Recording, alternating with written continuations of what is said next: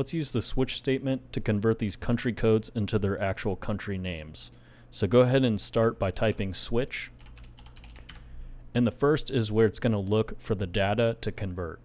So go ahead and click B2, and you don't have to keep typing this. Now what you're going to have are pairs. You're going to have, if it's the US, then you're going to type what you want it to change to. So if we find US, we want this to convert to the United States. And then we can type in our next pair. So if it's DE, we want this to convert to Germany. And then our other pair is the UK. So if it's the UK, we want to convert this to the United Kingdom. So United Kingdom. And then the last thing you can do is type in one more argument for the catch-all, and we'll just say other in this case because that JP, we don't want to convert it just yet, and we can just have it as a catch-all.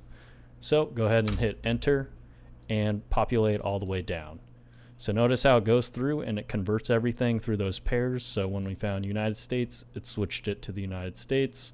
DE switched to Germany, and then the UK switched to United Kingdom. JP wasn't in our switch, so we converted it to other.